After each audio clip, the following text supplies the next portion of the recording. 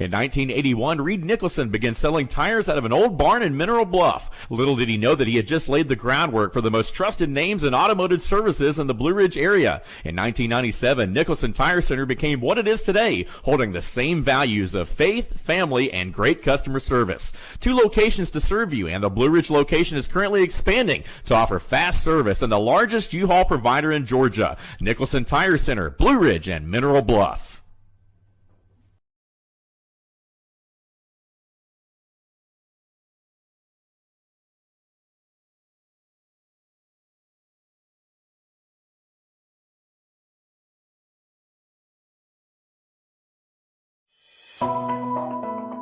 Ritz Furniture specializes in quality furniture for affordable prices. Our extensive inventory highlights top brands and provides everything you could ever want. You can count on us for kitchen, dining, bedroom, and living room furniture, no matter what the style is you have in mind. Stop in with your family and look at our amazing selection to find the perfect fit for your home. Contact us today to see how we can make a difference in your home.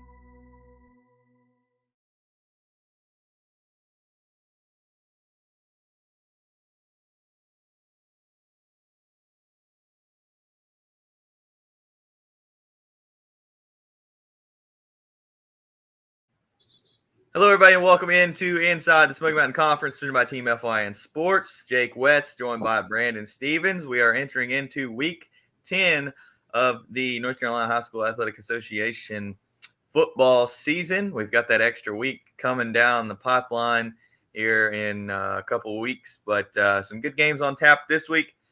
Brandon, what was the best thing that you saw this weekend? It doesn't even have to pertain to what you saw on Friday night.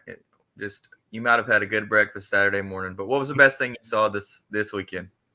Tennessee beat Alabama. It's ugly. That was ugly, but that was a good one.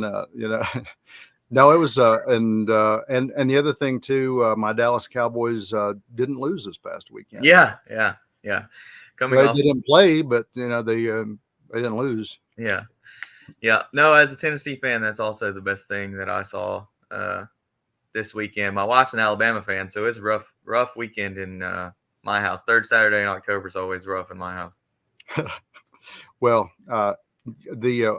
I've never really been a Tennessee football fan. I went to school there, but it was strictly for the education. I always had that romantic hope that North Carolina would become a football school, especially with the addition of Mac Brown when he came in there when I was in school, and then went off to Texas, and now he's back. But they still bounce the ball rather than throw the ball in Chapel Hill. Yeah.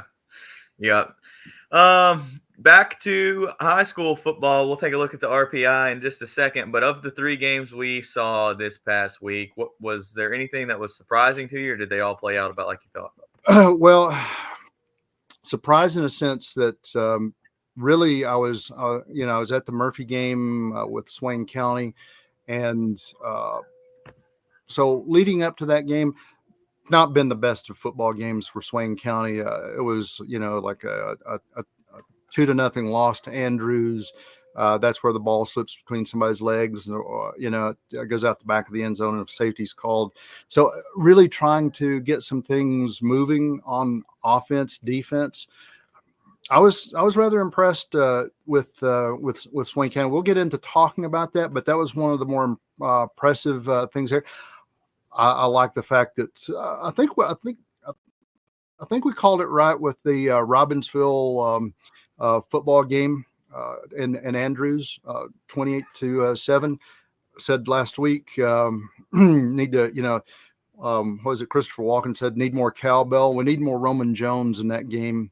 And they got it. And I think, he and Cooper, they did a great job. So a couple things in that sense, but, and also like the play of Cherokee. We'll break into the balanced play that they had. So I can't say one thing that was over and over, but the other impressive thing is it was daggone near 200 yards of penalties that Murphy racked up. So get into that situation and tell me how some things roll there. And you've got almost as many yards and penalties as you do in offense. So let's get into it, Jake.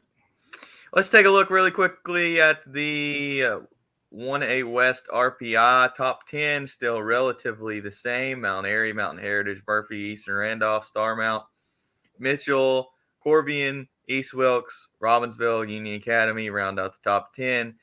You see Mountain Heritage still there at 5-0. They haven't played since the hurricane, I don't think.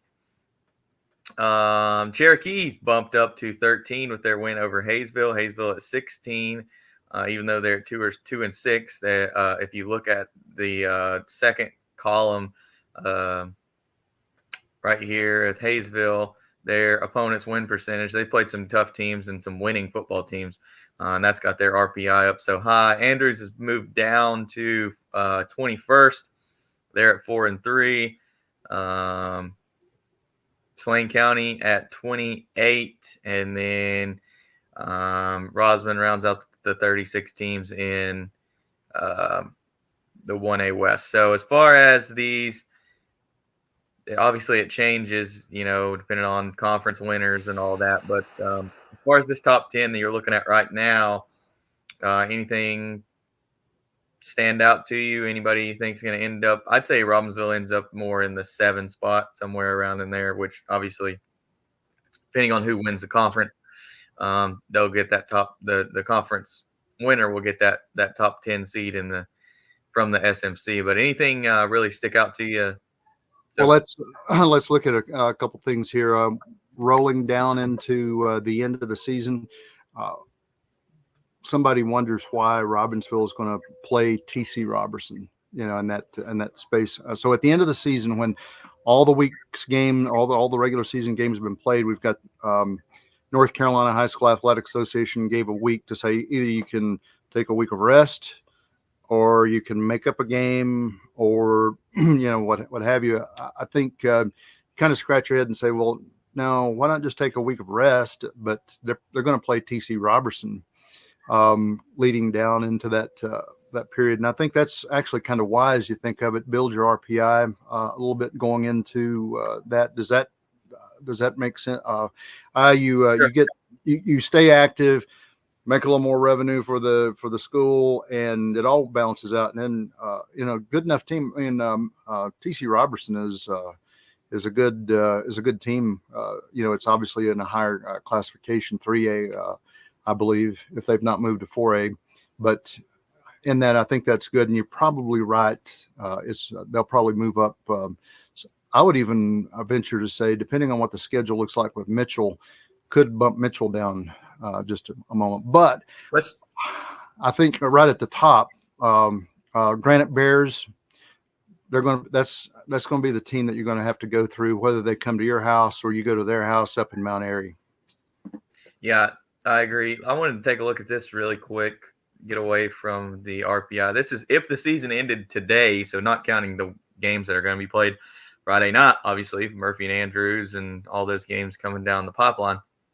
But if the season ended today, Murphy would host North Stokes. Robbinsville would host Thomasville. Cherokee would host South Stanley. Hayesville would be the last team with Smoky Mountain Conference team with a home game. They would host Carver. Andrews would be on the road to Bishop McGuinness. And all of those seem like Swain would travel to Corbion. And honest to God, even Swain having to face that 5 seed Corbion, those all and this is going to change. This is all, just throwing stuff at the wall just to have something to talk about. But if this did end up being the matchups, I would not be surprised if the conference everyone in the conference came out of the first round, even Swain going to Corbion. Yeah, this is interesting. So, got to ask, what's the makeup that brought this whole matrix through? So this is if it ended today. Obviously, we just looked at the RPI. Starmount was a 5 seed, but they're not going to win their conference, so they'll move down. Starmount's a 5th ranked team in RPI. They're not going to win their conference. They'll move down to a 9. Murphy, this is saying Murphy's in the lead in their conference right now. Mountain Heritage, Mount Airy, obviously. So you have to win your conference to get one of those top 8 seeds. And that moves Bessemer City all the way up from a 14 RPI ranking behind Cherokee and Robbinsville. Moves them up from a 14 all the way up to getting that final 8 seed and hosting Highland Tech. It really messes up Starmount, moves them down to 9, moves Mitchell, who is 6th. They're not going to win their conference, down to 10. And then Robbinsville to 11. It's a good draw for Andrews. They get a Bishop McGinnis team that's 5-3, the 15th ranked RPI team. But it's just something to look at, something to talk about. We'll try to talk about it every week. Obviously, it's going to change. And it seems like no matter how well you understand the formula that the NCHSAA uses, they always, at the end of the year, put a little bit of their own spice on things. No, it doesn't matter if you follow the formula to a T. So it's obviously going to change. We've got some teams have, 3 games left with that extra week. Robbinsville will have 3 games left. So really doesn't hold any merit, but it's just something that is fun to talk about. But well, I think it's good speculation because everybody's wanting to, you've got 1 or 2 games left. Let's just say you ended it when the regular season's supposed to end and you don't make up a game or anything like that. And anytime you talk to a player, a coach, or somebody like that that's actually in the game, let's play them 1 game at a time, but no, I mean, folks like us can speculate, and it's good. So I think that it shows that we've got a lot of people getting a lot of the Smoky Mountain Conference, how they'll lay out, and there's some good hope for some postseason games, which is what everybody wants. Yesterday in practice at Murphy, the one talk that they came through, and they're like, the one goal you have is win a state championship, and I don't know of a team that doesn't launch out to that. And if you're going to do that, then you're going to have to look at the possibilities and see who your opponents are and what you're. But that's one point you get to, and you just cross that bridge when you get there in a lot of cases. Well, speaking of state championships, let's talk about a team that has won quite a few of them. Robbinsville 28-7 victory versus Andrews last week, and you alluded to it earlier. They did what we talked about. They put the ball in the gut of number 15 and let him run. We're in a score group message that we just talked about the scores around the SMC on Friday nights, and it seemed like every time I got one, it said touchdown Robbinsville. Roman Jones scores, makes it 14-0. Roman Jones scores, makes it 21-0, or something like that. So I that is Robbinsville's identity. Run the ball with your bell cow. Your bell cow last year was Cutler Adams, and right now you've got Roman Jones. Robbinsville only had 58 passing yards. They threw an interception. Roman Jones only had 9 carries, but he had 82 yards. That's 9.1 yards per carry, 2 touchdowns. Yeah, 2 touchdowns. Yeah, and then you had 2 touchdowns from Cooper Adams as well on the ground. So keep it on the ground, run the ball, let your guys eat on the ground. Well, it falls right back into the basics of what Smoky Mountain Conference football really feeds on. It's a run game, and not necessarily a spread. You got wing tee and veer and all that good stuff. It's what we've fed into the genetics of our kids to run the ball. And I was proud to see that how they did work the ball, and it's going to be good for them coming up in the next game with Hazel Yellow Jackets. Of course, they lost this week to Cherokee Braves 22-0. Nice win, nice balanced win for Cherokee, but Hazel dropping to 2-6 on the season. Yeah, let's talk about that game. I'm not sure if you got to talk to Coach Hawkins or not, but just looking at it, 8 for 15 through the air for Cherokee. Saylor did have an interception. He made up for it on the ground, though. 13 carries, 46 yards, and a touchdown. I did not see Santiago in the stats, so I'm not sure if he set out or what, but making up for him not being in the backfield was Luke Smith in the backfield, number 32, the senior tight end, defensive end, was running back this week. 10 carries, 60 yards, and a touchdown. Just, this is a Cherokee team that's pretty scary with the way that they run their offense. Well, we'll talk about this other here in a few seconds. I think with talking with Coach Hawkins and I did visit for just a few moments, and this is one of those games where it was you didn't have one player that had 4 touchdowns and 300 yards of rushing offense. It was a good, nice, balanced attack. Like you say, Saylor hitting about half of his over half of his passes, 8 of 15, and then.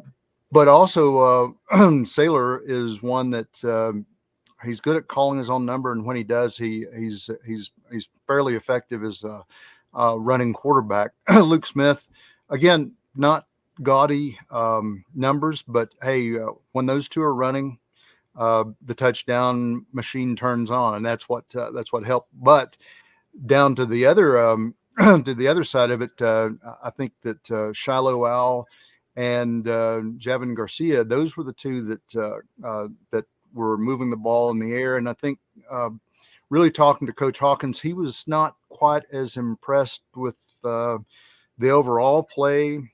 Things could have been a little bit better, but he liked the balanced attack, of going in the air, going on the rush, that that sort of thing. So it was, not a lot of things that.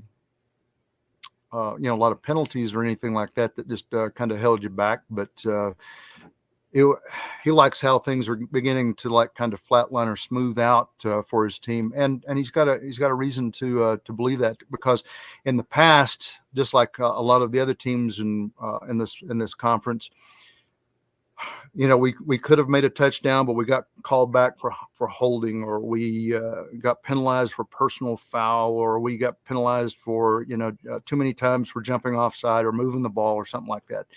He was looking and saying, this is all right. Could we do better? Can we do better? Yes, but hey, it was a nice balanced attack for Cherokee. Talking about penalties, Brandon. Murphy 31, Swain 14, 18 penalties for 184 yards. I think it was for Murphy. That game was closer than 31-14, honestly. And the penalties were insane. I didn't think we were ever going to get out of there. At the end of that game, I think at least in one possession, Murphy was flagged at least 5 times, maybe 6, if I go back and look at the notes. And one or two calls, a little questionable, a lot questionable, depending on how you look at it. I think when you talk to both Coach Watson and Coach Holt in that football game, there were some things that just were obviously not quite right, and that's not a poke at the officials or anything like that.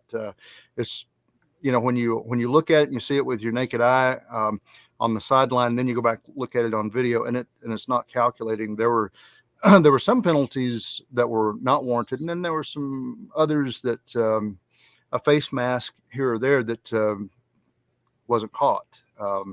So you make your own opinion about that game. Yeah, but on the flip side, not talking about the penalties, don't take anything away from Swain, because they came out and played a very hard-fought football game all the way through all 4 quarters. Absolutely. I think that was one of the most well, I went back and I watched the Swain-Tuscola game. The difference in leading from that game, going through the conference, and then you also see him on watch some film with the Andrews game. and then leading up to the Murphy game, well, it's kind of like what everybody was expecting. This is going to be a dogfight. And it was a dogfight. And the problems there were just maintaining good control, taking care of the ball. So ball security was uber important in that game, and it didn't happen. That was the problem with Swain County, was that it just didn't have good ball control. Dropped the ball a couple of too many times, and of course Murphy had its own problems there. Pick six by Keontae Graham, and that was big. But it was all the other little things like a horse collar or unsportsmanlike conduct that just added to maybe a penalty here or there. That was just obvious. So it was either Swain County having trouble controlling and taking care of the ball, or Murphy with problems, with the penalties. But you're exactly right. Swain County came to play, and leading up to that, they hadn't scored that many points in the game, and to score 14, and actually, at one point they were leading Murphy 8-7, and it was looking like they had the momentum, and they really did. But credit the guys in the trenches for Swain County. They did a hell of a job. I really was more impressed because they've lost some folks in the last little while, but when you see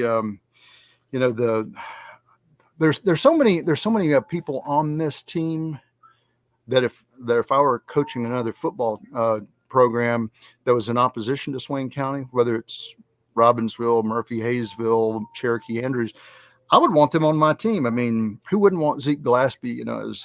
He's faster than he's faster than a streak of lightning, and Insay Ufert, and you can go on down the line. This is the question is where does the performance begin, and do you almost, if you're Coach Holt, do you almost want to say, like, every week you're playing Murphy? You're get ready and play this game and go out, and they played their heart out.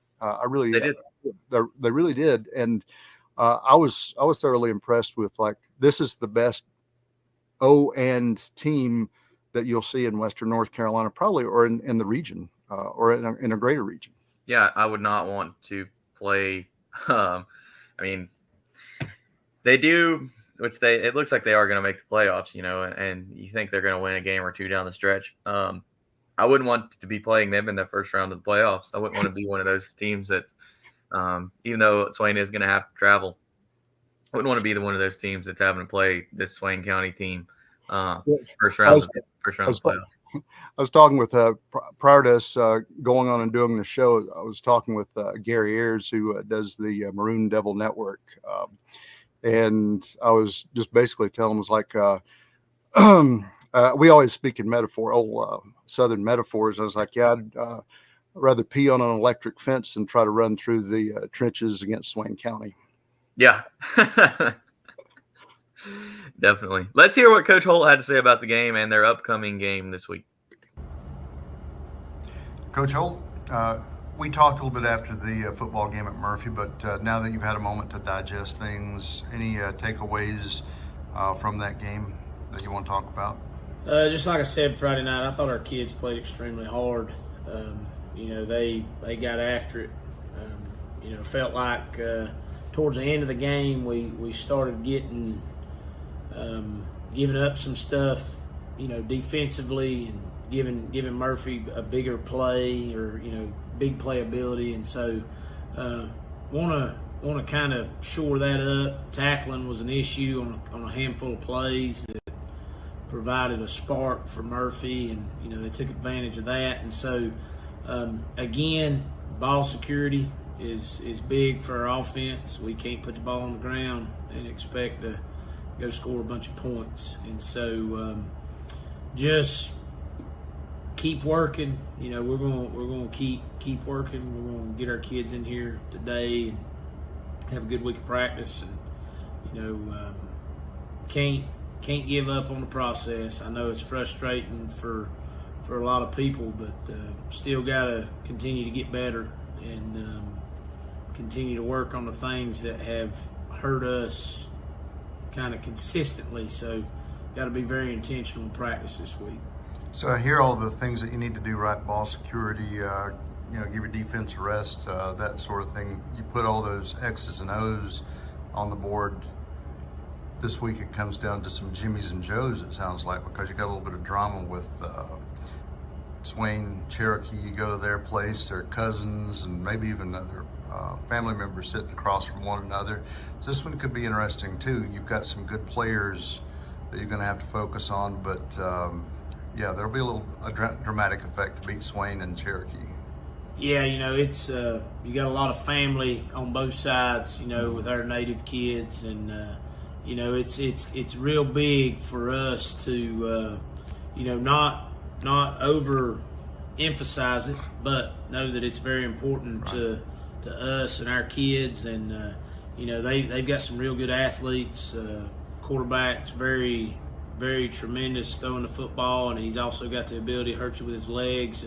Luke Smith's a great football player, can do about anything, plays really well on the defensive side of the football too. Shiloh Woodson at wideout can hurt you. Garcia can hurt you. Running back is a load. So just a balanced attack in Cherokee's offensive standpoint is going to be tough for us defensively. Got to have a good week. Got to read our keys and play sound fundamental football.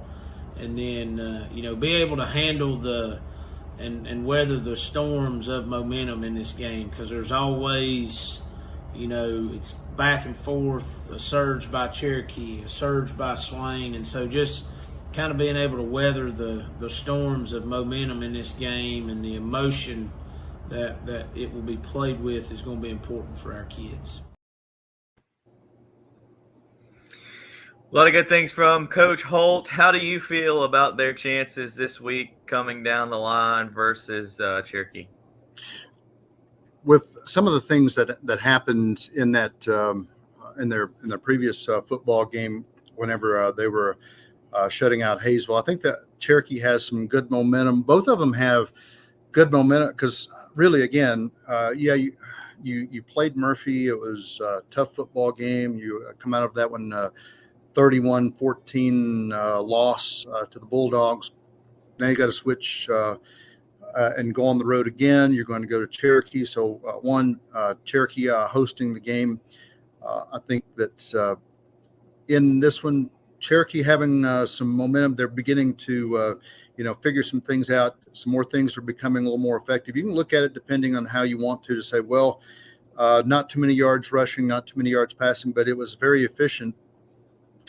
Swain County still having some issues with, like you say, in ball control. If you get things set right, you can get things moving. And I think that it'll be a very interesting football game. But I think it still comes out to probably like a 24-14 win for the Cherokee Braves, which, Jake, I think really presents, if Cherokee comes out and wins this one, one of the questions that's in the back of my mind, and we can talk about this in a second, is like Cherokee then becomes a possible giant killer because they'll play Murphy the following week. We won't get too far ahead of ourselves, but you and I talked about the love triangle of trying to get between Robbinsville, Murphy, and Cherokee, who's going to be the conference champion. And Cherokee could be the spoiler, but because they're a good football team. I think that you find Luke Smith and Saylor, they continue to do what they do, but it depends up front. Some of these bigger guys in the trenches, and that's where it's going to wear down. If you can get that good run game from Cherokee, or if you can get Zeke Gillespie moving, ball security is going to be totally important. But I think Cherokee's the one that's going to probably find a way to dial this one in. And plus, it's their house, and I think a little bit of the drama leads into a little bit of passion. Passion goes out onto the field, and this one becomes another dogfight for Swain County. But I pull up Cherokee 24-14 on this one. 28-21 is what the computers say. Cherokee 28, Swain 21.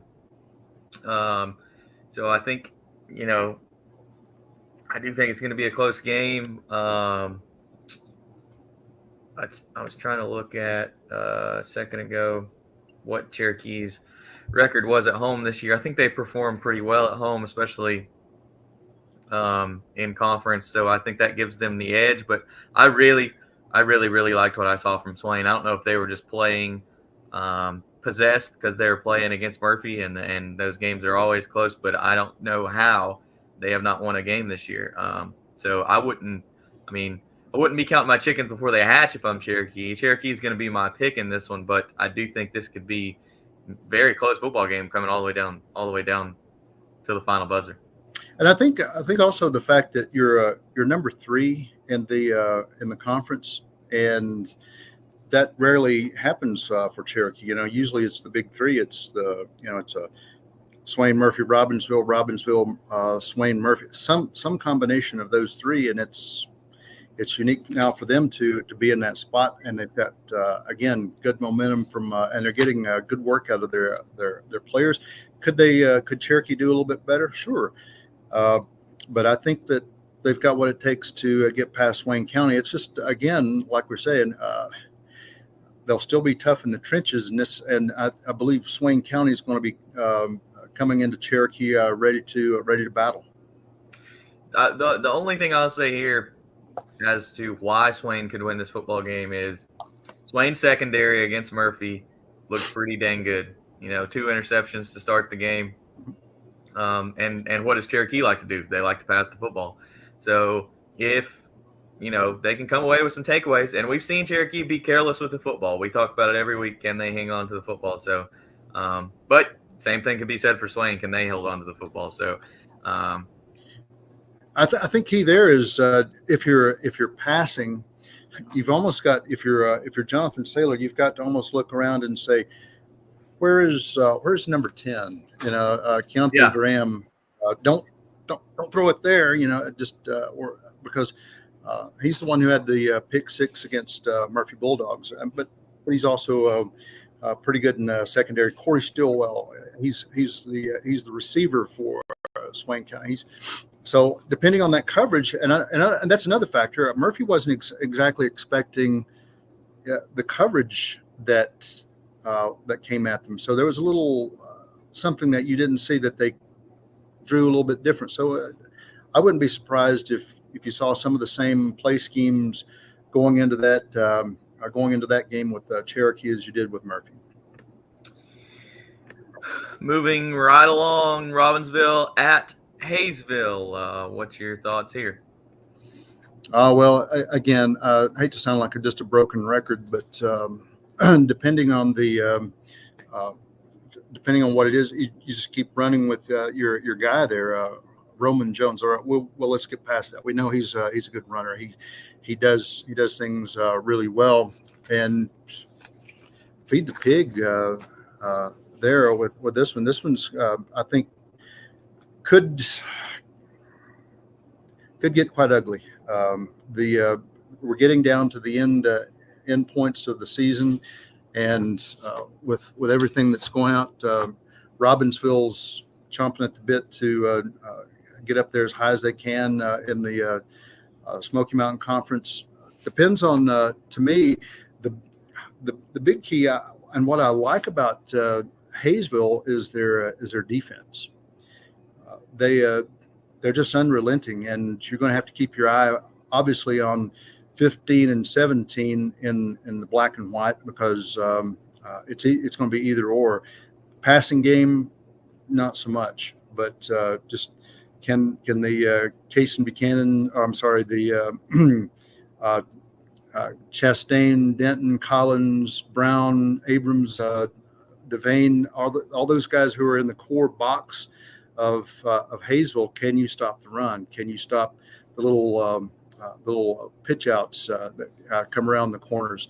So that's going to be key there. But I think Robbinsville could have a big night.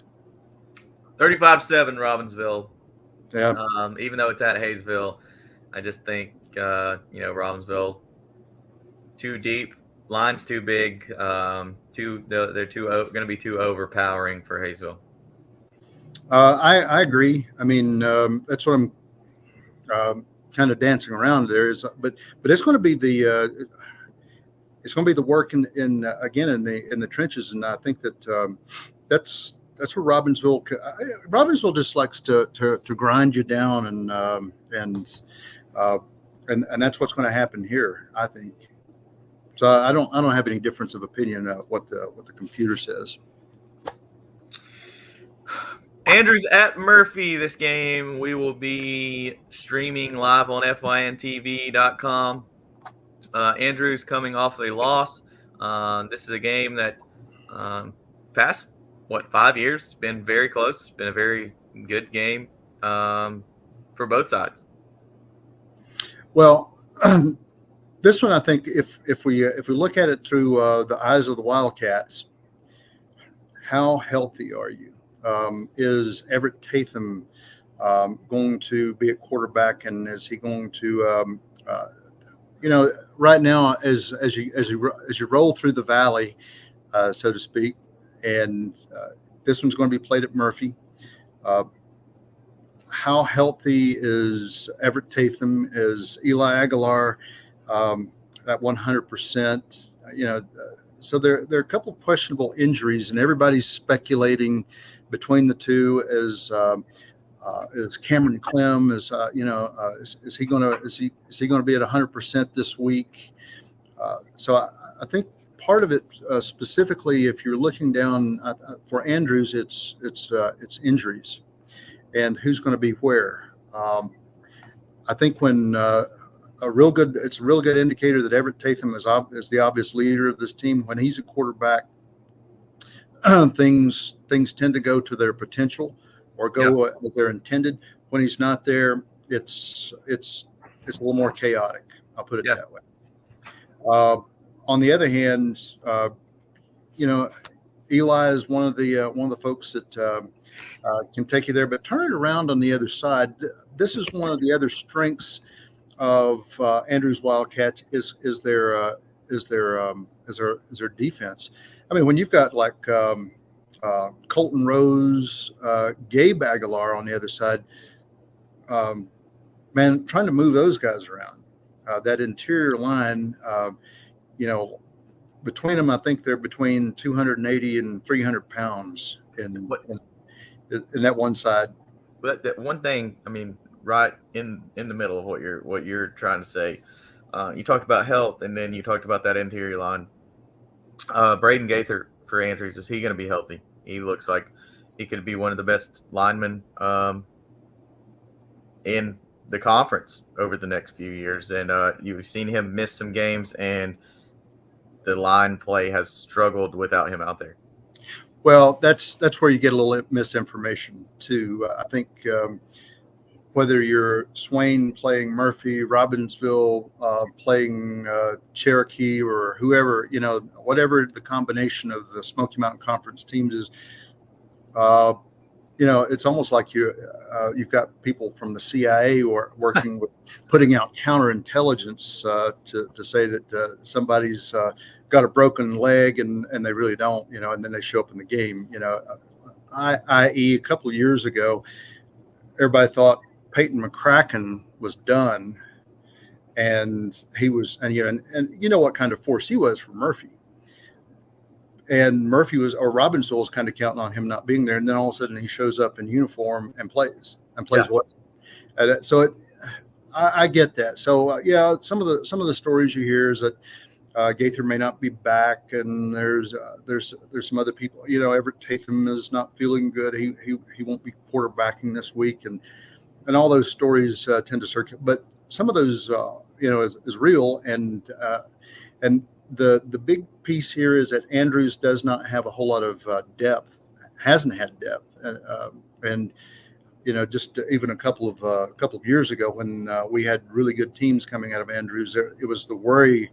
I know James Phillips probably every week is like, be sure that Isaac Weaver is healthy this week. Be sure that Rattler is, everybody down the line. So because you don't have too many replacements to come in, a smaller school population. I mean, you don't have the depth, but that's been one of the weaknesses for Andrews for a long time, and it plays out here. But the questions are your skill people in good health? and are your defensive front linemen, are they really really focused and ready to go? Because it's it's going to be Cadence Leatherwood, it's going to be Cameron Clem breaking through the line, Will Shore cutting the corners, that sort of thing. It's you've got to play your assignments. You can't lay down as much as and Murphy's in a little bit better health this week. There are a couple of obvious ones they're out and maybe out for a while, like Jonah Hedden, dealing with a knee issue, and Adam Cook with a shoulder injury. I mean, there's no question they won't play this week, but you've got good replacements coming in on the flip side. Murphy this week, and talking with a couple of the players like Cadence Leatherwood and Charlie Graves on the offense and defensive side of things. One, you just got to get over the penalties, and I think the offensive linemen and those who are responsible for security of the run or of the play. I think one of them told me that Coach Laney actually taped their hands and said, "We're going to run through some scrimmages here and teach you not to hold." That's been the biggest penalty. I mean, yeah, every once in a while you've got an offside or an illegal false start, something like that. But holding, how many plays have we seen?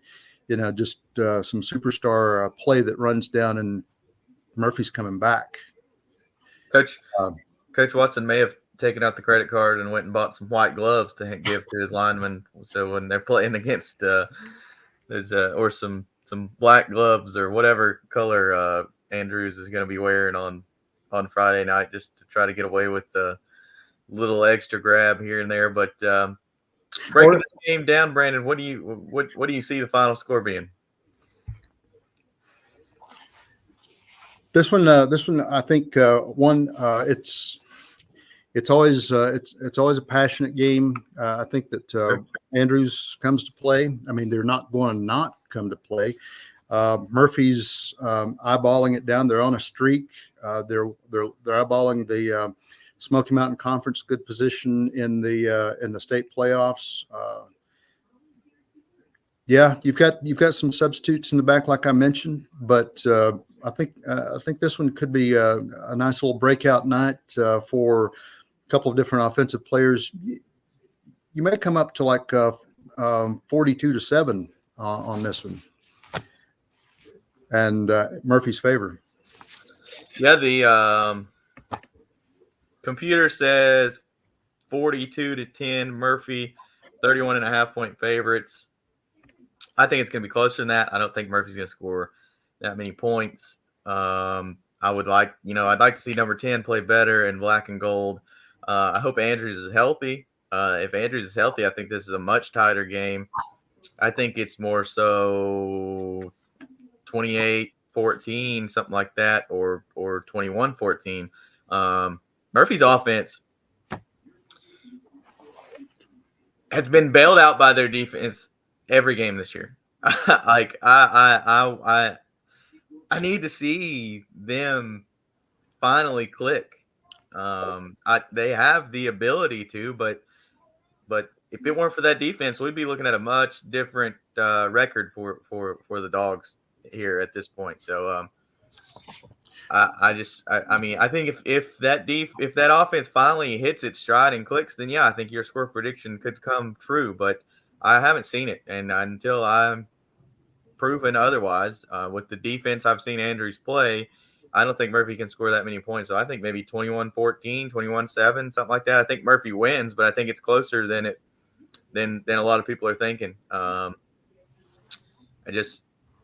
They've got all that firepower. They just haven't found a way to put it on the field yet. So I would like to see a better product offensively for Murphy put on the football field. Well, you're right. I mean, I think that there's been some defensive effort that has, whether it's been Aiden Williams, intercepting, or Charlie Graves recovering a fumble, or stripping the ball out of Dawson Devane's hands and runs in for a touchdown.